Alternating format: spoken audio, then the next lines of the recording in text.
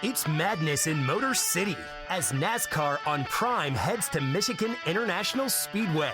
200 miles per hour feels even faster than it sounds. These white-knuckle, three-wide thrills bring us one of the fastest tracks in the Cup Series. So strap in and stream Michigan Sunday at 1:30 p.m. Eastern. NASCAR, it's on Prime. Criminology is a true crime podcast that may contain discussion about violent or disturbing topics. Listener discretion is advised.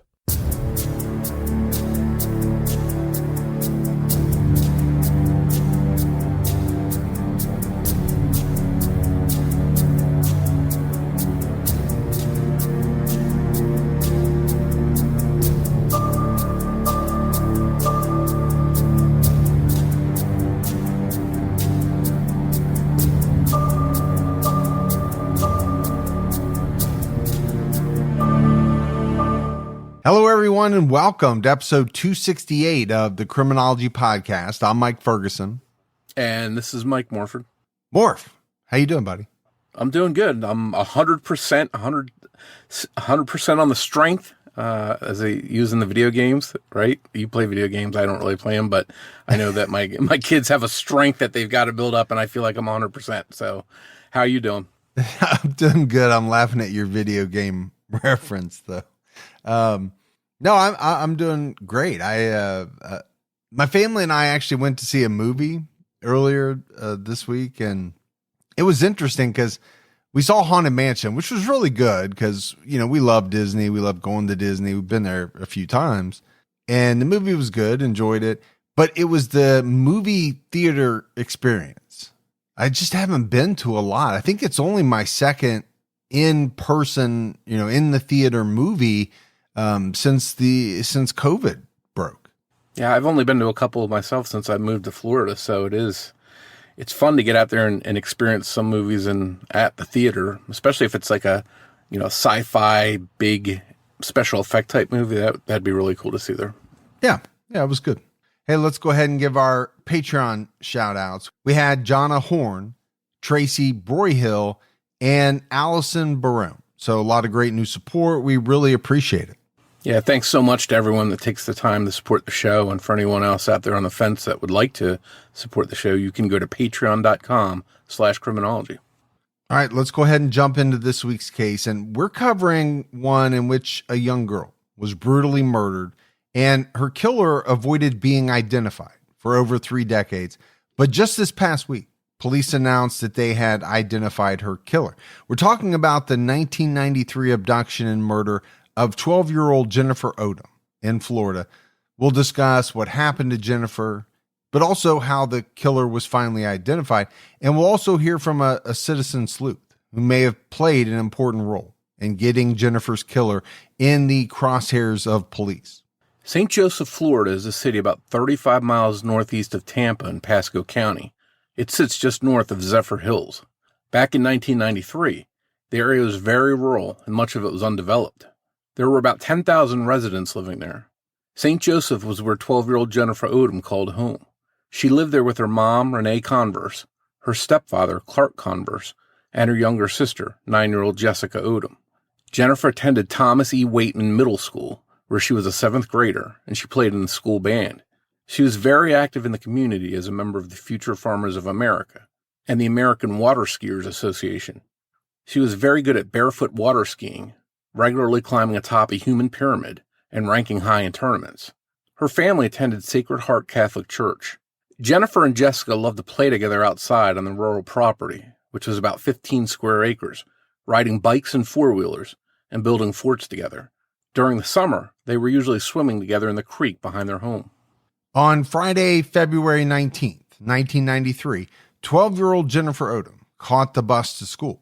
Her mother, Renee, drove her down their long driveway, and together they waited for the bus to come, as they did every weekday. It was a chilly morning in St. Joseph. Jennifer was wearing a white turtleneck, a pair of white jeans, a pair of black boots, and a red cashmere sweater that her grandmother had given to her. She had her book bag, clarinet case, and purse with her, too. As always, Jennifer hopped on the bus and sat down in the back row, Renee followed the bus in her car. Since they lived on a dead-end street, they took the same road away from the home. Jennifer heading to school and Renee heading to work. As Renee turned off the bus's route, she and Jennifer waved at each other. This was just second nature, something they did without a second thought. It would be the last time that Renee ever saw Jennifer alive. At about 3 p.m., after an uneventful day at school, Jennifer's school bus dropped her off at her stop at the corner of Jessamine and Jim Denny roads, about 200 yards from her home. As she walked away from the bus, Jennifer waved to friends on the bus with one hand as she carried her school books and clarinet in the other, and she began walking toward her home. A few of the friends noticed a faded blue pickup truck slowly driving behind her, but they didn't think much of it at the time.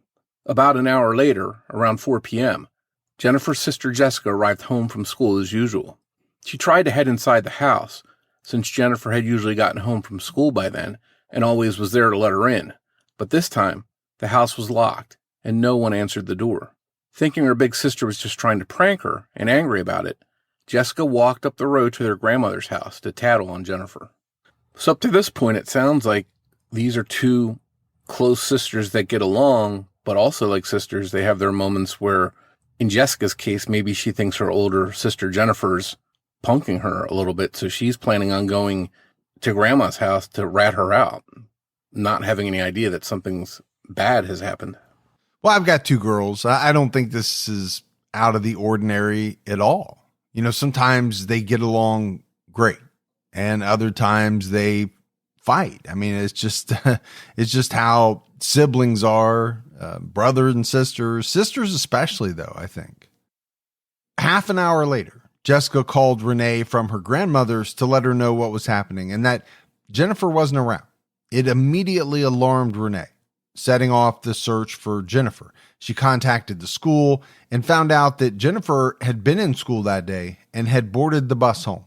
She learned that Jennifer even made it to the stop at Jim Denny and Jessamine roads, but somehow between the bus stop and her door, which was about 200 yards, she vanished.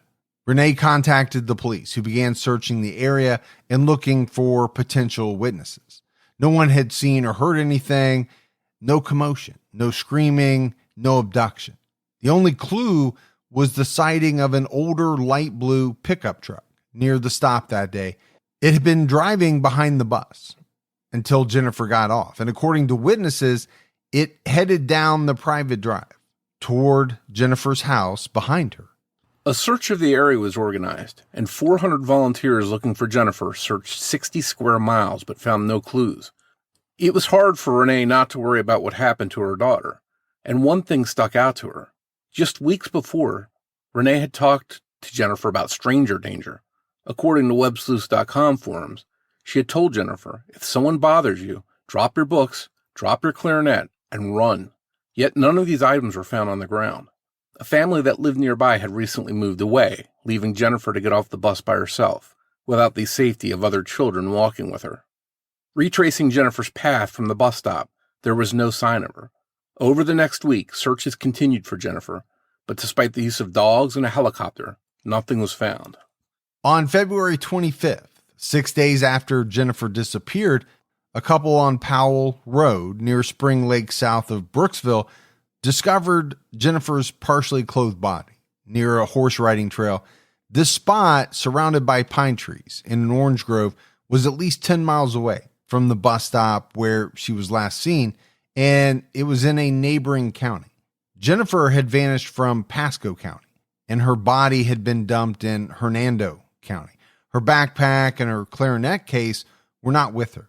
Some of her clothes, including her boots, were also missing.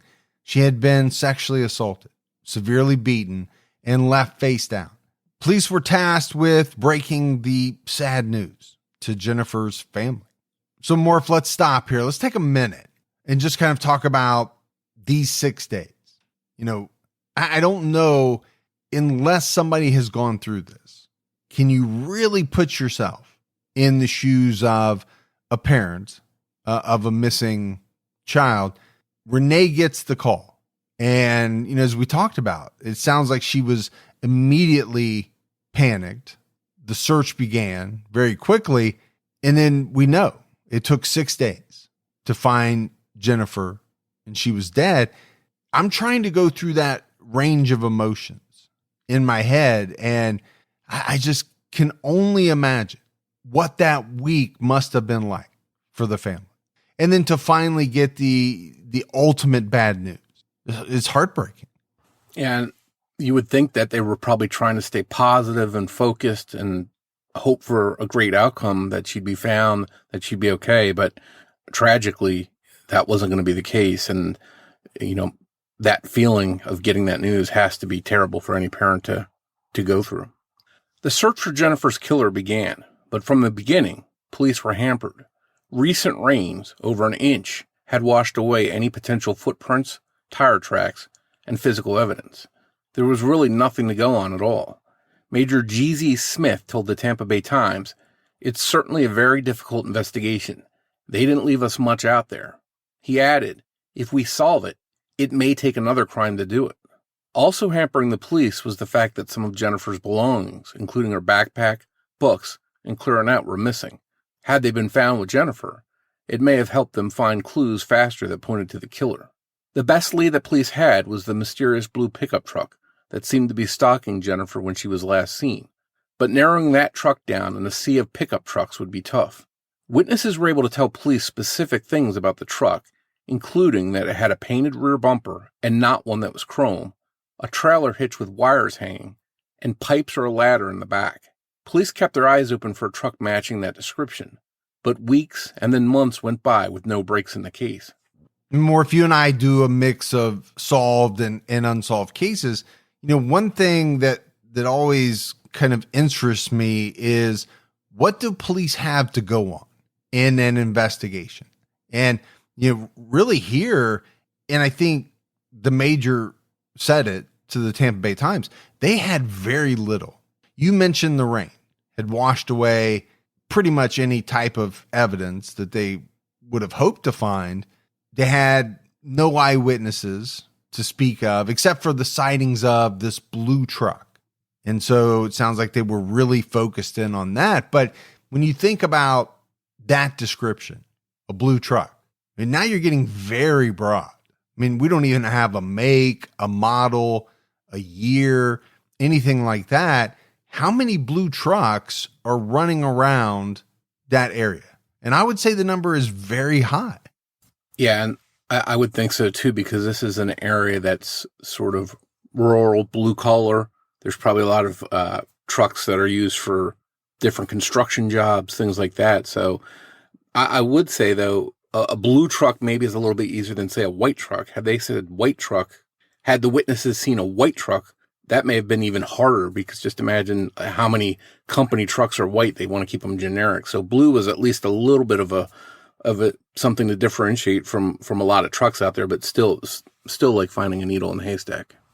At around 9:45 a.m. on June 5th, 1993, this is about 4 months after Jennifer was abducted, a 10-year-old girl was riding her bike around her Moon Lake Estates neighborhood when a man driving a light blue pickup truck pulled up next to her, opened his door, and grabbed her right arm in an attempt to pull her off her bike and into his truck. She managed to get away with only scrapes, bruises, and some emotional trauma. Investigators looking into this abduction attempt could not link it to yet another report of suspicious activity involving a pickup truck and a teenage girl from just the night before.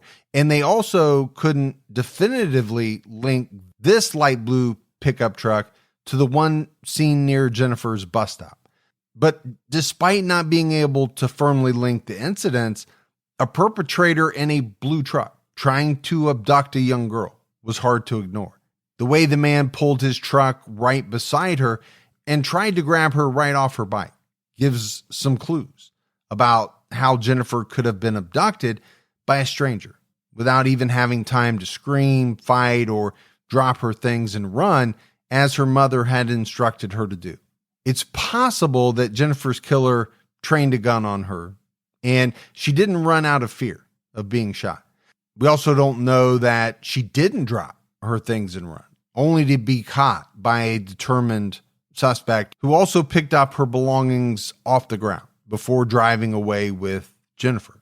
We only know that no one saw an abduction and that her things were missing by the time anyone searched for her. Police decided that they really needed to drill down on the mysterious blue truck, both in Jennifer's case and in this most recent attack. Articles about this second abduction attempt included a lot more detail about the blue pickup truck seen near Jennifer's bus stop. The truck in Jennifer's case was believed to be a General Motors truck, light or medium blue, with a step bumper, trailer hitch, tools in the back, and an electrical connection normally used to connect brake lights for a trailer, hanging over the back bumper. The truck in the second attempted abduction was noted to be noticeably rusty, with rust holes in the driver's door, a loud muffler, a cracked windshield, and a ladder rack with a ladder inside. So now we find out that police had a little bit more in the way of a description on the blue pickup in Jennifer's abduction. When comparing the details of these two trucks, to me, they sound similar and then they sound very different at the same time. And, you just don't know if that's because the details are coming from different people and some people noticed certain things about the truck while others noticed different things about the truck, or if these are two completely different trucks.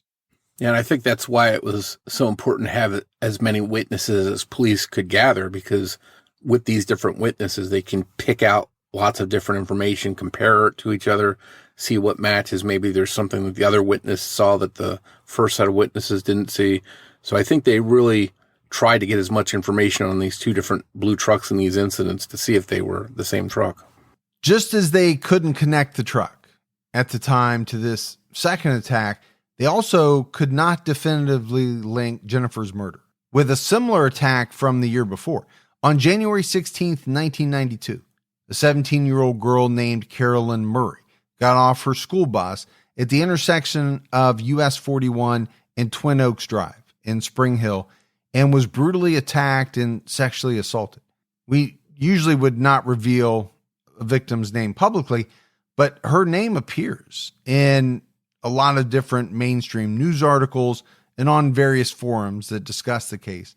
Carolyn was found, thankfully alive, by her family about 2 hours after her attack, and she was airlifted to a hospital. Her godmother, who had been watching Carolyn in order to help out so her single mother could work, immediately suspected that something was wrong that day because Carolyn didn't come home to watch General Hospital, her favorite show. Following the attack, Carolyn had been left in a wooded area behind an abandoned home south of Town. Her skull had been fractured by some kind of weapon, and she was left with permanent disabilities, both physical and mental. Once a track and field runner, her left side was now paralyzed. Despite 2 surgeries, there was only so much doctors could do. The attack on Carolyn literally resulted in her having pieces of her brain missing. She had been left for dead. Authorities recovered the offender's DNA from both Carolyn and her clothing, but they had no suspect to match it to. In January 1995, as the 2-year anniversary of Jennifer Odom's murder approached, there was a break in her case. Her clarinet case and backpack were found by a couple searching for scrap metal in a remote area of western Hernando County, 12 miles away from where Jennifer's body was discovered. There was apparently an unauthorized or unofficial dump site nearby, and the killer had apparently discarded Jennifer's belongings there, thinking they'd never be found. This area is said to be directly north of the Moon Lake Estates, where a 10-year-old girl was nearly abducted just months after Jennifer's murder. In that incident, a 13-year-old girl recalled seeing an older light blue truck with racks and a ladder in the back, near the area that Jennifer's bag was found in. She had also seen that truck before, just a month earlier. Investigators were able to lift a fingerprint from the inside of the clarinet case. It was not Jennifer's, but there was no immediate matches to anyone in the system either.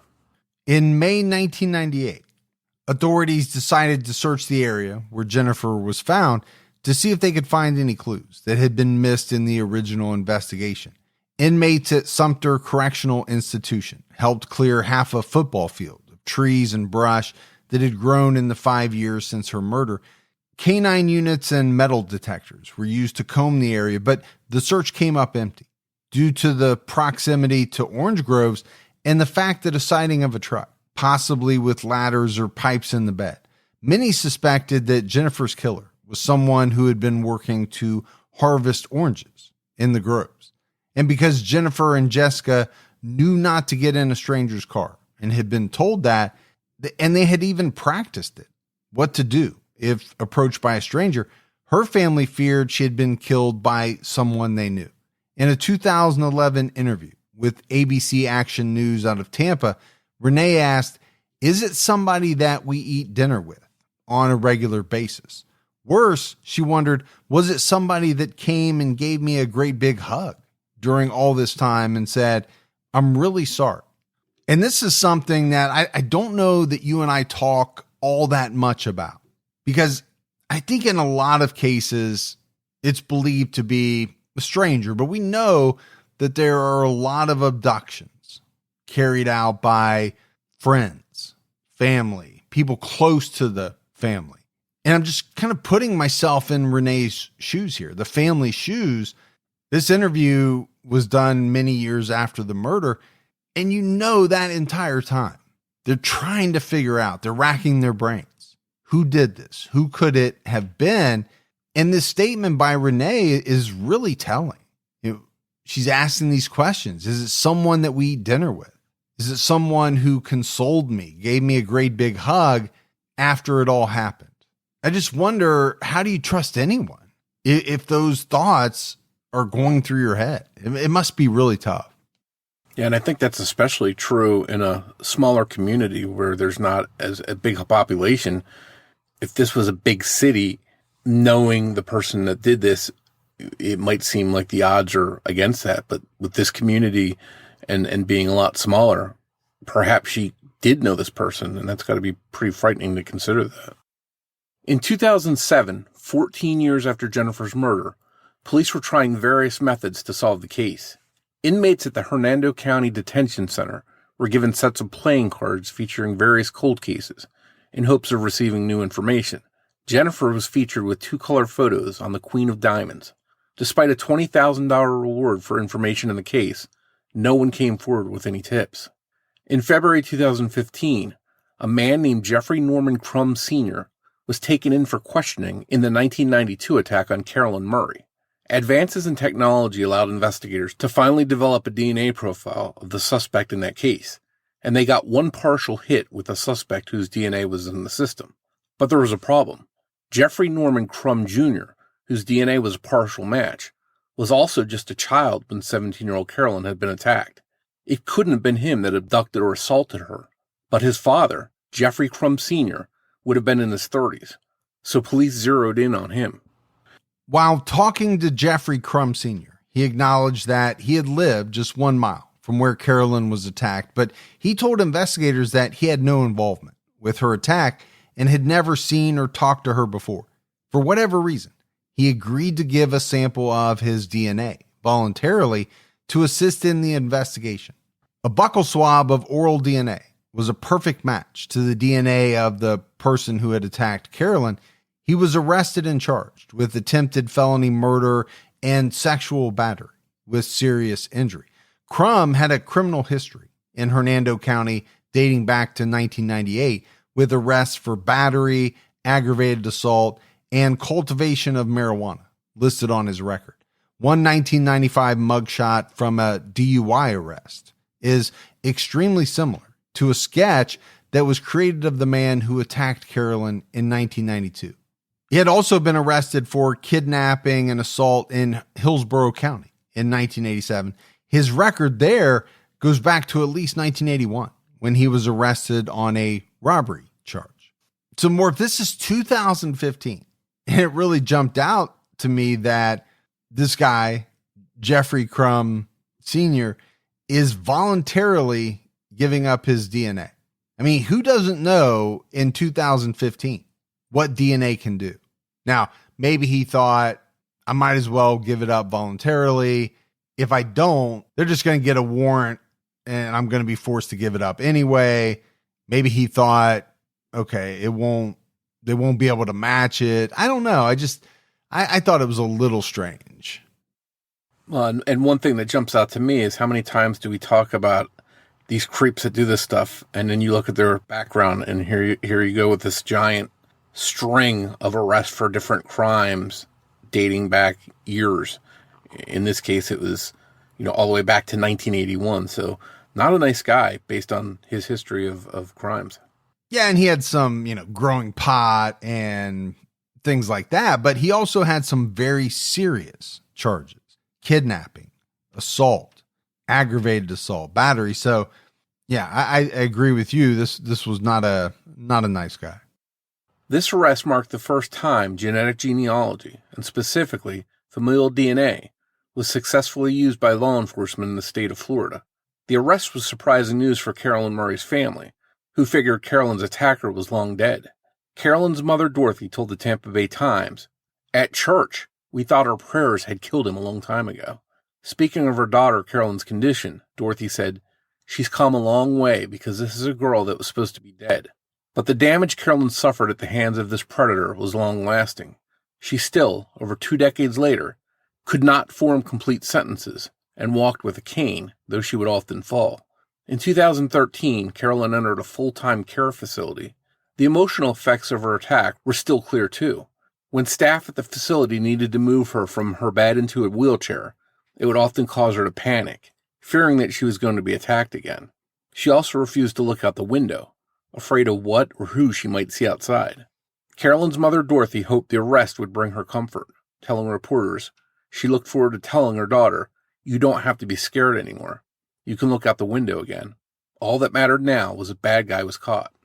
Almost immediately upon hearing news of an arrest in Carolyn Murray's 1992 case, many of those following Jennifer Odom's case made a connection. Not only was that case so similar to Jennifer's murder, except that the victim was found in time to survive with medical treatment, but one of the addresses listed on Jeffrey Crum Sr.'s record is in the Spring Lake area, near where Jennifer's body was found. At the time, it was thought and feared that the rain had washed away all traces of DNA from the scene, making it impossible to link Crum, if he did kill Jennifer, or anyone to her case. In 2019, Jeffrey Norman Crum Sr. was sentenced to life in prison for the 1992 attack on Carolyn Murray. Carolyn's aunt mentioned Jennifer Odom in her victim impact statement, saying, "A year later, a young lady, Jennifer Odom, was killed, and that brought back so much different things that today her murderer has not been caught." But despite the similar MO in these crimes, Jeffrey Crum was not charged with Jennifer's murder. But that didn't stop people from wondering or questioning if Jeffrey Crum Sr. was responsible for Jennifer's murder. It was possible that some other predator out there had a similar mind as Crum, and thus a similar MO. So police looked for similar cases.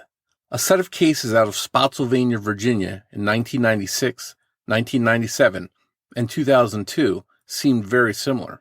In 1996, 16-year-old Sophia Silva was abducted from her front porch and found in a nearby creek 5 weeks later. In 1997, sisters Katie and Kristen Lisk, just 12 and 15 at the time, were each abducted after they got off their school buses. They didn't ride the same bus, but they were found together in a river 5 days later. The cases seemed like they would never be solved until June 2002, when another abduction occurred in another state. A 15-year-old girl in Columbia, South Carolina, was watering her flowers in the front yard of her house when a man forced her into a container at gunpoint. The container was placed in the trunk of his car, and she was taken back to his apartment, where she was handcuffed and assaulted. The quick-thinking 15-year-old waited until her abductor fell asleep.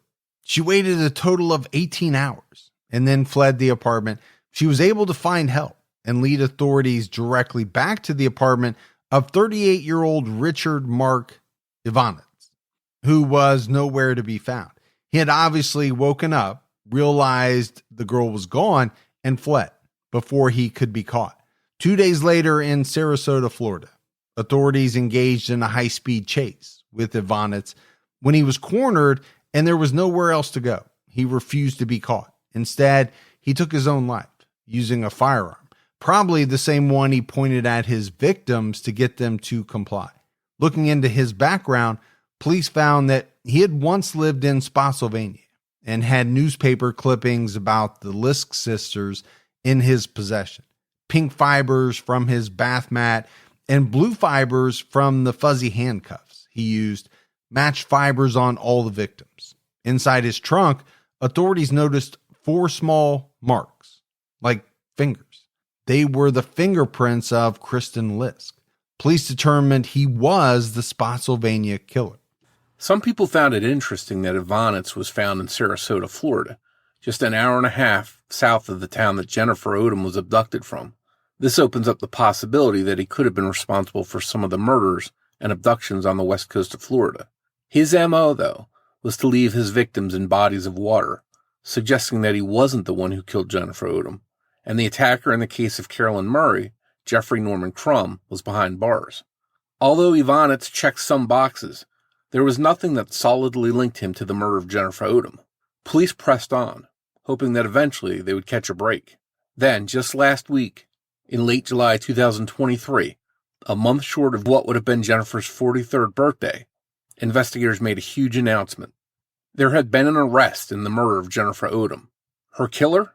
Jeffrey Norman Crum Sr., now 61 years old and already in prison serving a double life sentence for the attack in 1992 on Carolyn Murray. Finally, 8 years after he was initially identified and wound up on police radar, everything came together. A secret grand jury had indicted him for the murder, kidnapping, and sexual assault of Jennifer Odom.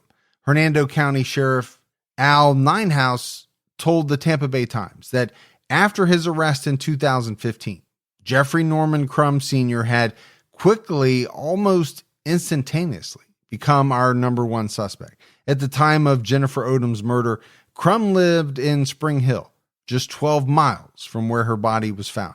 He drove a blue truck to his jobs installing drywall and doing construction.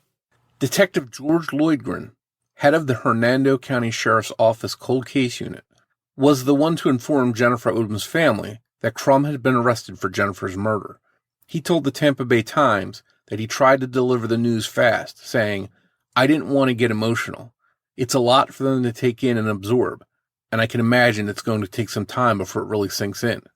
Though Jennifer's accused killer has finally been named, the case is still technically an ongoing investigation, and the public can still help.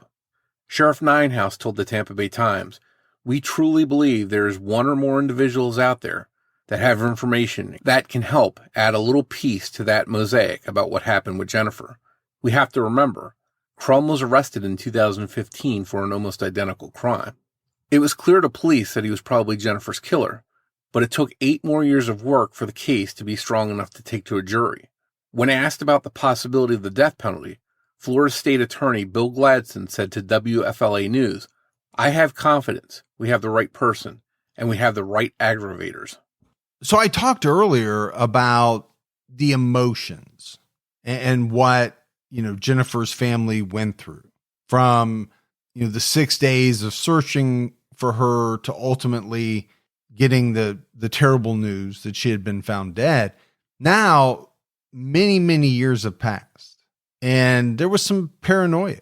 We talked about it. They thought maybe it was somebody close to the family. They didn't know who it could have been, but now you get the news that police believe they know who it is. And it's just this roller coaster of emotions that I keep coming back to.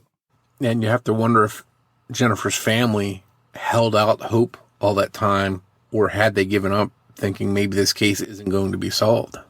Yeah, I don't know the answer, but I would have to imagine that most families don't give up that hope because, especially as the years have passed, yes, harder to solve because time's gone by, but they're looking at all the advances in technology. They're seeing these cases on the news, old cases being solved. So maybe there's, renewed hope based on that.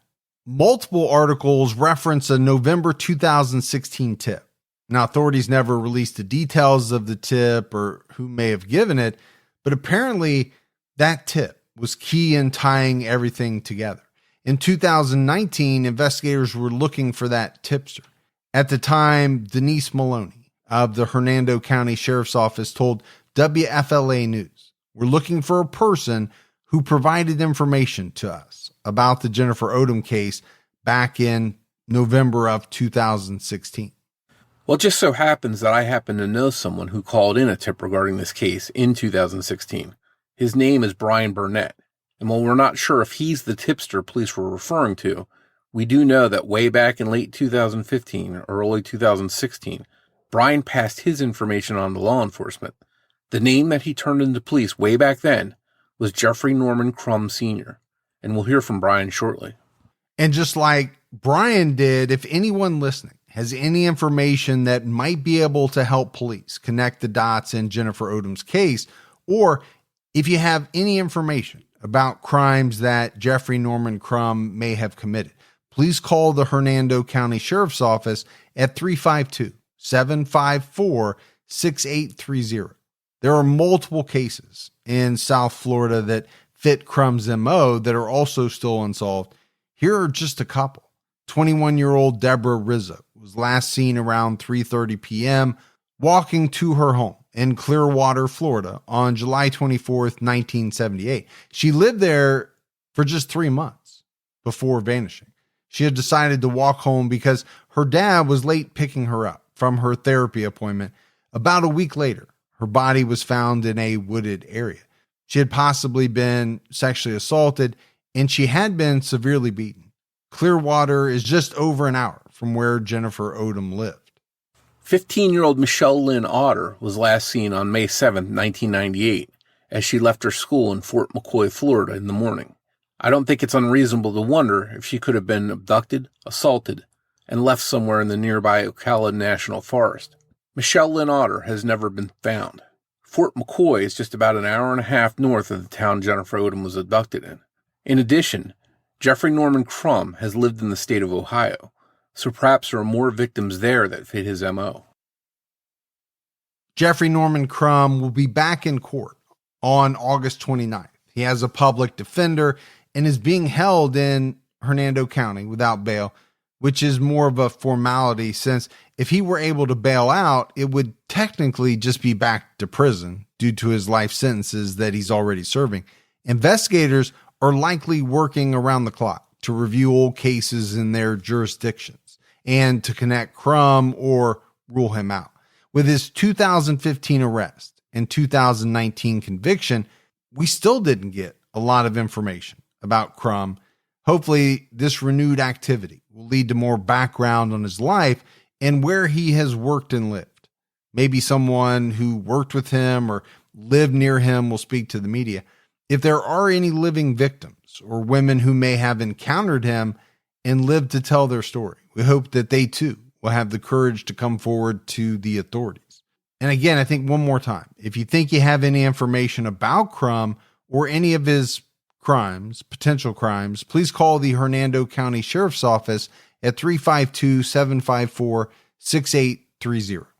We mentioned Bryan Burnette earlier. He was a citizen sleuth who spent countless hours diving into the Jennifer Odom case, the way many online sleuths devote time and resources with the hope of solving a case. He told us what drew him to Jennifer's case and how her case affected him. My name's Bryan Burnette. I'm originally from Pasco County, Florida, where this case originated from, and I currently live in Connecticut. When I was in middle school, I went to Stewart B. Middle School in Zephyr Hills, Florida. At the time, and this was 1993, at the time, there was a new school that was built called Waitman Middle School. That's where Jennifer went. And I actually hung out in the circle of friends that Jennifer hung out with because our bus systems shared one another at the time because it was a new school. And then when she was abducted, it went through the school like wildfire. I actually remember watching the newscast when I got home that she was missing. And that's kind of what started it for me. Her being from where I'm from made it very personal for me. Plus, going to school with people that knew her, and I know some of her, couple of her cousins, you get to see it firsthand what it did to people around me at our age. So it hurt, it hurt. As an adult, Bryan never forgot about Jennifer Odom's case, and he decided to try and do something about it. So years had passed since her abduction and murder. I actually started looking into her case. I was deployed to overseas for Operation Iraqi Freedom. And I just happened to go online and check up on the case. And they were actually checking Lake Jovita in San Antonio out. There was a property there that was owned by a gentleman who they thought was the right suspect. And they were searching for the blue truck in Lake Jovita. And I remember clicking on the article, I looked, and they didn't find anything. So I dove a little deeper then, and I actually found a family journal that they were keeping online where family members would write entries about life, currently and how they were feeling. And it was heartbreaking. And, then past that, I was watching a documentary, and I heard something about web sleuths, and a woman had actually helped a police department out in a cold case. The police department actually reached out to web sleuths, gave them a piece of information and a picture, and they were actually able to crack the case. And at the time I was working night shift, and I figured, I'm kind of wasting my time when I get home by playing Xbox or whatever. And so I fired up my iMac, had a Jack and Coke, and got on web sleuths and started going through the Jennifer thread. And then I had seen something about Jeffrey Crum, and then I searched his information using a public information website. And I saw where his home address was in relation to the 1992 abduction, rape, and attempted murder of Carolyn Murray. And then I just kept using public information, whether it be the court system or web sleuths. Once I started to put enough together, addresses, I was able to look up old crimes. Everything kind of fit what you would think as a perfect suspect. I also used an app. It was a point of interest app. It allows you to put drop pins and information on those pins. So I was able to attach pictures of Crum, Jennifer, and then other possible victims, and then place these pins all over the nation if I had to. And then once I got everything together, I was able to send them off to the Hernando County Sheriff's Office and the Pasco County Sheriff's Office. Bryan told us about the decision to take what he had gathered on Jeffrey Norman Crum and turn it over to the authorities. Before I actually passed this information on to the police departments, I actually reached out to a friend of mine from high school. Her name's Haley Hines, and she actually worked at Channel 10 at the time in Tampa. There is a former anchor of Channel 10 named Reginald Roundtree, and he had been covering the case for the longest time. And he was a former police officer, so I trusted he knew what to do with the information. I didn't have the means to move it forward because I live in Connecticut. So I did a kind of like a two-prong attack where I wanted this guy's picture out and I wanted this information out, so we could start seeing if there's anybody else that was affected by this guy. So I reached out to him first, and he was very receptive. He immediately was like, "You're on to something." So once I felt like I had some validation there, I actually contacted the Pasco County Sheriff's Department, who were very receptive to it. They were actually pretty shocked. Actually sent them the POI file. They were able to open it because there were some cases in Ohio that he may or may not have been attributed to because he's originally from Ohio. And I was actually able to find an address that he had there is 1994. So it's about a year after Jennifer. And they were going to validate that information. They came back to me the next day.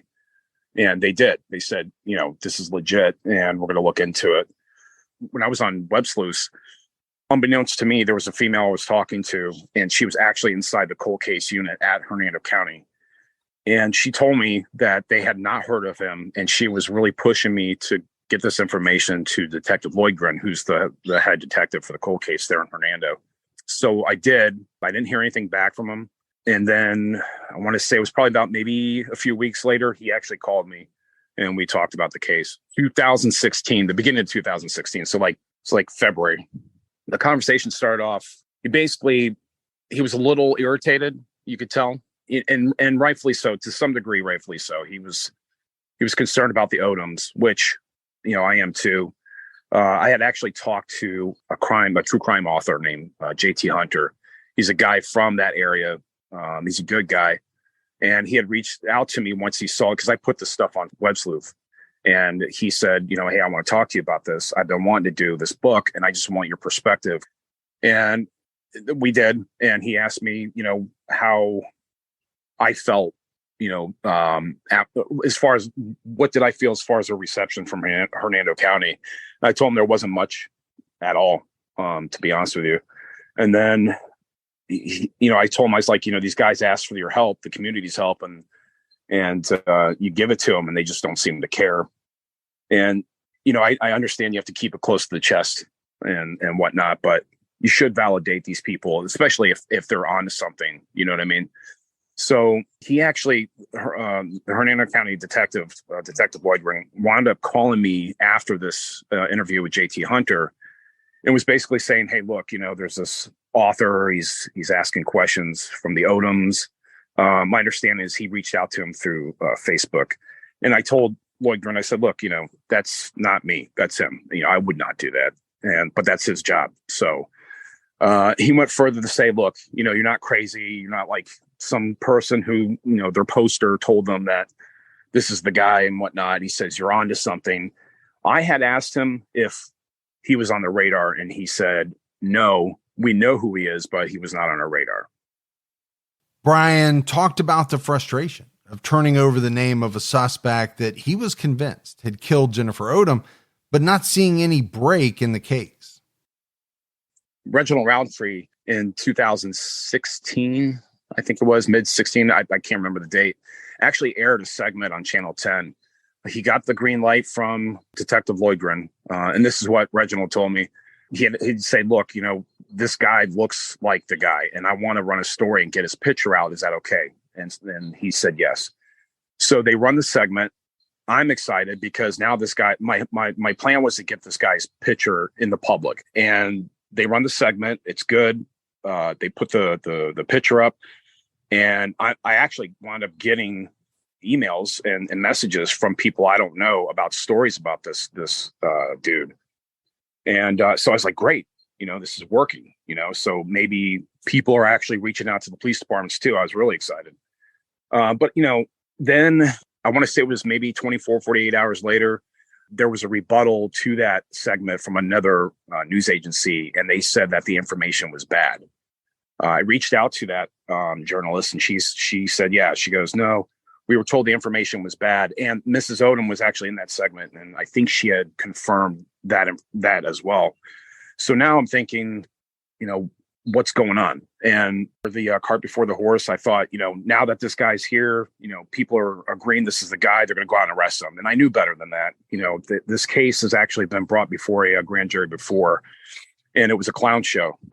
The people they brought in weren't the people. And my understanding is the state was like, you don't come back here again unless you have something physical.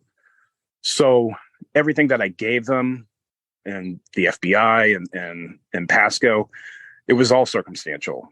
And I was super excited. Even with that, I thought they could do something, but they didn't. And 6 years went by, and we're here now.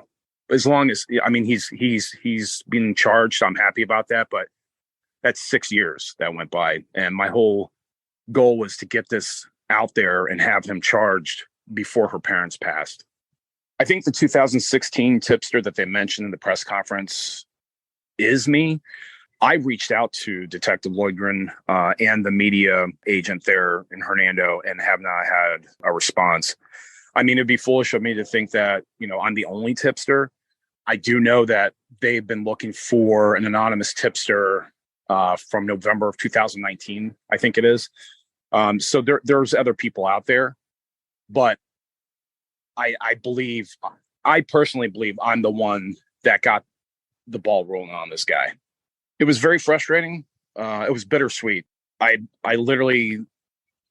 prayed to God. I promise you this is what I did. I was at work. I saw the press conference begin. I saw Crum's face, and I was just like, I knew it. And then I prayed to God. I told him, what I had to tell him. And Then I sat back and I was like, why did it take this long? There's no way it should have taken this long. I'm happy that, again, he's being charged and that, her family is going to have something. I don't want to say closure because a friend of mine from back home actually pointed it out. She said that she keeps hearing the word closure, but she doesn't feel it. And I totally understand that. I'm a father of two little girls, so I would want something. So my frustration is I would have loved to have the parents had this 6 years ago when I brought it to their attention. While Bryan isn't seeking accolades or a book deal or anything like that for potentially playing a role in solving this case, he does feel that when police ask the public for help, that they should acknowledge that help when it comes in. So again, when they ask for the community's help, and you hear this in all sorts of cases, we want people to come forward and all this stuff, I've learned, at least this is my opinion now, is that they don't want you to come up with what I came up with, which is all circumstantial, even though correct. They basically want you to hand them a physical piece of evidence so they can just close the case. And I don't want credit for anything. I would love some type of validation. That's the hard part too, because when I talked to Lloydgren back in the day, he kept repeating like, it's an active investigation and I can't really get into it, which I get. And personally, I don't want to know anything about the investigation because down the road, it could affect the outcome. But now we're at where we're at. It would be nice for them to say, hey, look, this did have an effect on the case, or it didn't. I'll take the positive or the negative. It's just not knowing. I'm one of these people. I have to know the outcome. That's why this case drove me nuts. And if you want your community to help you, then let them help you. We're a force multiplier, which is something that's it's a term used in the military. These guys and women in these cold case units, there was only 1 to 2 running the unit, so they don't have all the soldiers to do work for them. They have multiple cases going on, and this is what Lloydgren told me too. He says, "Look, I'm looking at 12 suspects for," and I actually told him, I said, "Look, you may be looking at 12 suspects, but this is the one that killed her." And he was like, "You believe that?" And I said, "Yeah, I'll bet my soul on it right now." And I didn't have to do this. It was something like I wanted some closure. And I wanted these guys to be able to close this case. And, if you're not going to validate my efforts, whether on the phone or other email, whatever, it kind of sucks. It makes you feel like kind of like you're an idiot. Like, oh, I wasted my time and they think I'm an idiot or whatever. And it just puts kind of a bad taste in people's mouths because nobody has to do it. But if they do and they help you, you should probably recognize them for it, privately or publicly, however you want to do it. Bryan told us how working on Jennifer Odom's case affected him personally and whether he could bear to ever dive into a case like this again. So coming back from overseas, I've had some issues. And, when I came home, I only had 2 boys who I loved dearly. And they're older now. But then I got married and I had 2 little girls. One, Lydia, she's my 13-year-old, and then Sophia, she's my 8-year-old. So that really is what kind of sparked me to do this. And I kept looking at my girls and putting myself in the Odom's position and thought to myself, what would I do if this happened to them? I took it very personally now, more so than I did when I was a child. I put my time in. I gave over the evidence, and then I moved on once I figured they weren't going to do anything. And I noticed too that while I was doing this, I was going so deep into it. Emotionally, it was really messing with me. To this day, I can't look at Crum's face without my blood pressure boiling over, to the point where it's kind of a medical issue. So that's kind of changed. And how I, raise my girls, they'll tell you, I have cameras all over my house. I have sensors, I track them. I do everything because of this incident, because of this monster. It's been quite a change.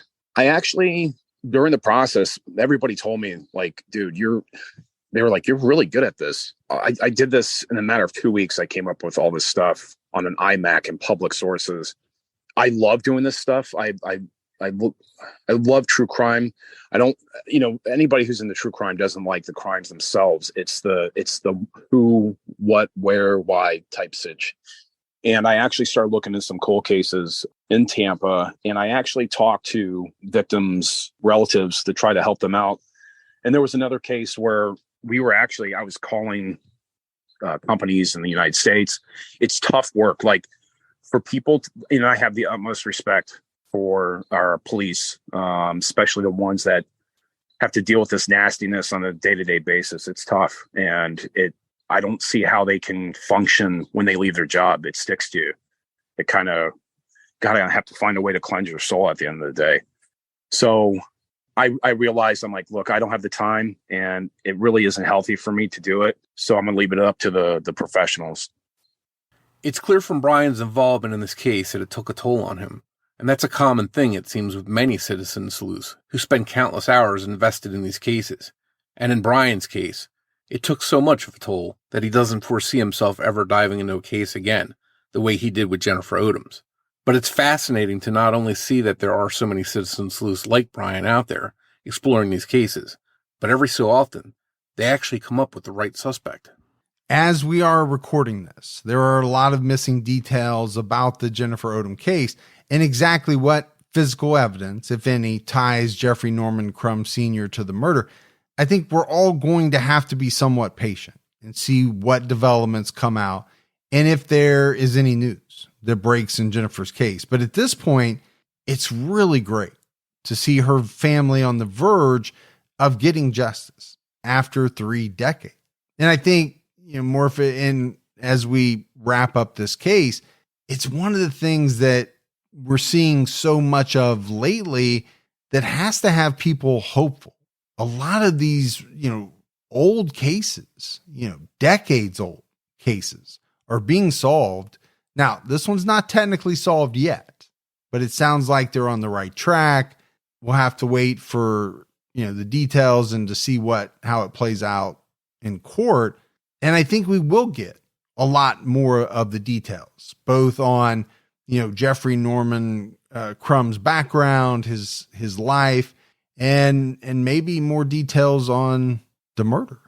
Yeah, and one thing I'll be watching for is to see if he's connected to any other cases that we haven't discussed, maybe, or ones that there just wasn't enough to link him to that now are going to be reevaluated to see if he could be connected to any of these, because he definitely seems like he's a predator.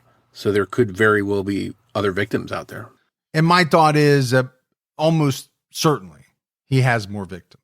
Sad to say that, but I think with a predator like this, dating back confirmed to 1981, you mentioned a case from 1978. Does it really go back that far? Maybe. I just think with a predator like this, in my mind, there's probably more that they've gotten away with than police will ever actually link them to. You also mentioned the fact that he lived in my home state of Ohio. That's scary, but it's also scary to think that these people, they move, they live in different areas. And so pretty tough to believe that you would move to a state, but not commit any of these crimes that you've been committing. More likely it's that you've left victims in your wake everywhere you've lived. They just haven't connected you with the crimes. Well, let's just hope that if there are more victims out there of his, that police are able to connect the dots and find them. Yeah, absolutely. And I think it's something that we'll all be paying attention to. So that's it for our episode on Jennifer Odom. I think a lot of people will be paying attention to what comes out about Jeffrey Crum Sr. As always, if you love the show, but haven't done so yet, take a minute, give us a 5-star rating. You can leave a review as well. Also, keep telling your friends. Word of mouth about the Criminology podcast really goes a long way. If you want to find us on social media, we're on Twitter with the handle @CriminologyPod. You can also find us on Facebook by going to facebook.com/CriminologyPodcast.